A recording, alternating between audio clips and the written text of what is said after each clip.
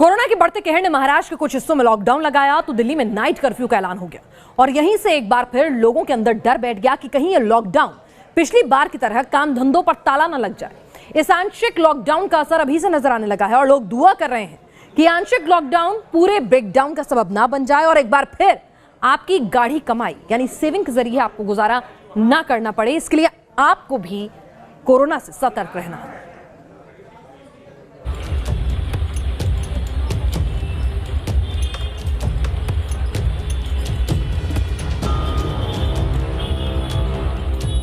झावेरी बाजार हीरों के धंधे को चोट।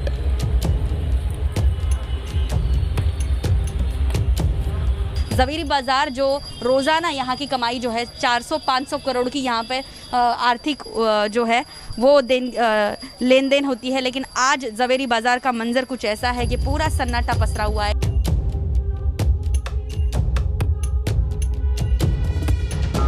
रेहड़ी पटरी वाले लॉकडाउन के मारे।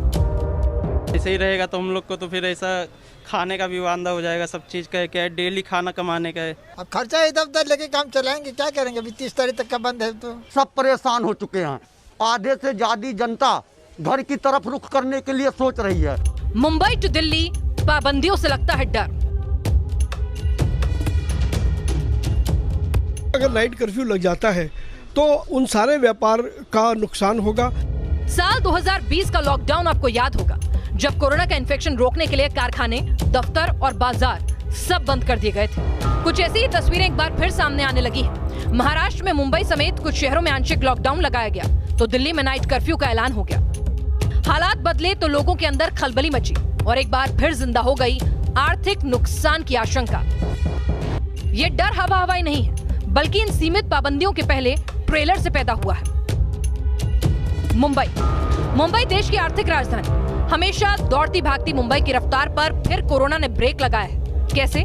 देखिए न्यूज नेशन रिपोर्टर्स की ग्राउंड कवरेज में।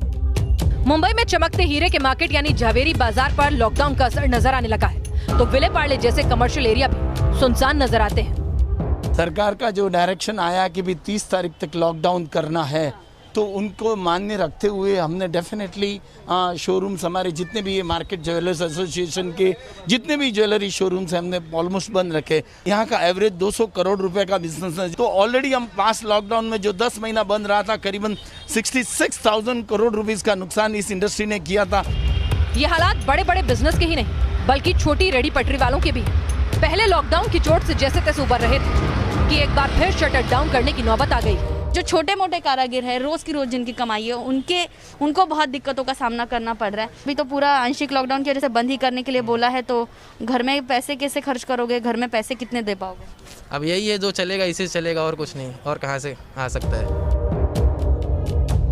दिल्ली, मुंबई में बाजार बंद हुए तो रोजाना करोड़ों के नुकसान की बात सामने आने लगी। दिल्ली में हालांकि नाइट कर्फ्यू भी लगा, लेकिन एक्सपर्ट भी अलर्ट मोड में है क्योंकि कहा नहीं जा सकता कब दिल्ली, मुंबई जैसे मेट्रो में कोरोना रोकने के लिए लॉकडाउन लगाना पड़ जाए।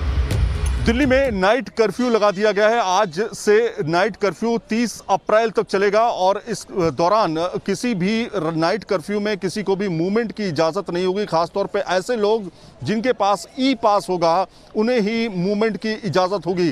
खासतौर पे डॉक्टर्स, नर्सेज या फिर एसेंशियल कमोडिटीज़ जो हैं उनको भी अपने पास ई पास रखना होगा। डर वाजिब भी है। अगर पिछले लॉकडाउन के आंकड़े देखेंगे तो नुकसान का दर्द समझ में आता है।